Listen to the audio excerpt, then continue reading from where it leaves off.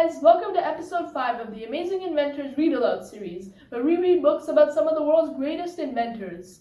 Now, if you've been to school in North America, you've almost certainly heard of these, Crayola Crayons. They are a must-have in all elementary school classrooms, and kids all around the world use them to color and draw. But the question is, how are they invented?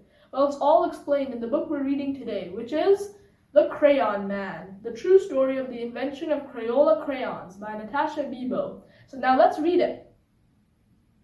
The Crayon Man, the true story of the invention of Crayola Crayons by Natasha Bibo. Once there was a man who saw color everywhere. He noticed the yellow-orange petals of the black-eyed Susans in his garden. He marveled at the rich scarlet-red tones of the cardinal's feathers. He admired the deep blue greens of the waves in the sea. Color made him really, really happy. But all day long at work, all he saw was black. Black dust, black tar, black smoke, black ink, black dye, black shoe polish. His company sold carbon black, a new kind of pigment or colored substance made from the soot of burning oil and natural gas. People used it in printing inks, electric street lamps, and stove and shoe polish. It also made rubber car tires last much longer. His name was Edwin Binney, and he was an inventor. He worked with his cousin C. Harold Smith. Together they were Binney and Smith. Harold was a great salesman. He loved to travel the world. Edwin was curious. He had a knack for listening and making what people needed. Edwin invented a new kind of inexpensive slate pencil that wrote very smoothly. It was gray. Children loved it. He invented a kind of chalk that wasn't dusty and it didn't crumble. It was white. Teachers loved it.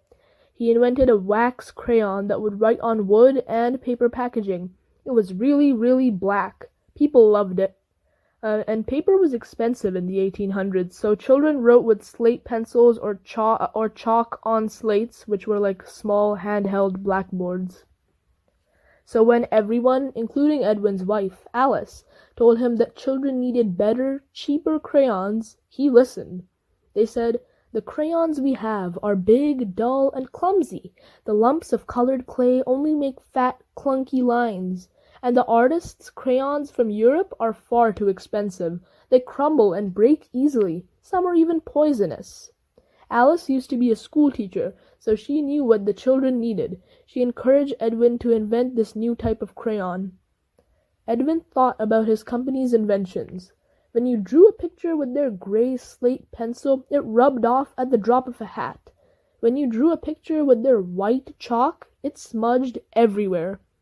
If you drew a picture with Edwin's new really, really black crayon, it was, well, really, really black. None of these inventions were any good for drawing in color.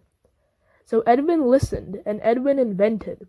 In a small stone mill in Pennsylvania, in a top-secret lab, Edwin's team experimented. How could they make better, stronger crayons? Melted paraffin wax? Perhaps. The first colored crayons invented in Europe were made from a mixture of charcoal and oil, and they broke very easily. To make stronger crayons, Edwin tried using wax instead.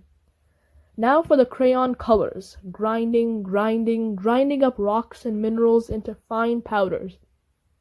Mixing, slate for gray, earth for yellow, red and brown, perhaps. Oh yes, and lapis for blue. Pounding, sifting, and heating the colored powders. Would they be bright enough? Edwin's team kept on trying. They kept on experimenting. Ground up rocks and minerals made bright pigments for crayons.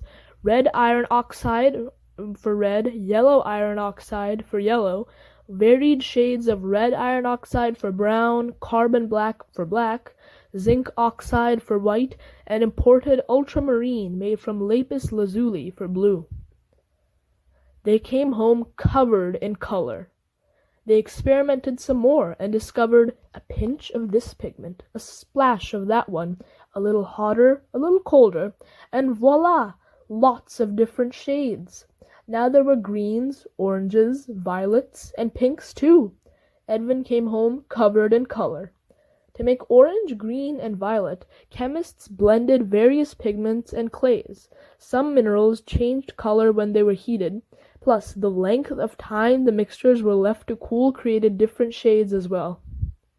In a large tub at the mill, Edwin's team measured out the ingredients: melted wax, clay to thicken, something for texture, colored powder, each in just the right amount every time to make a top-secret formula.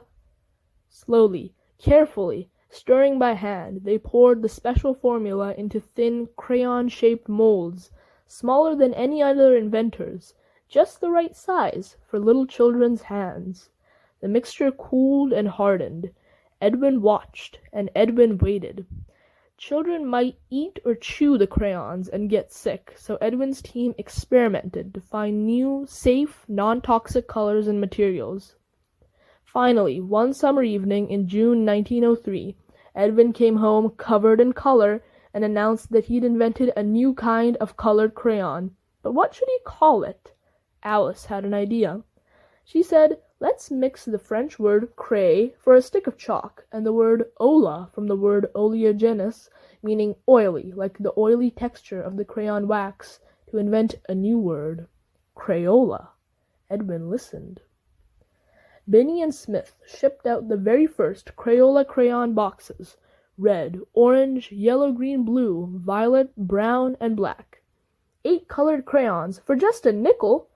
Edwin waited. Would children like them? Children sure did. Now they could draw a tiny green caterpillar or the big blue sky. Their drawings wouldn't smudge and their drawings wouldn't rub out.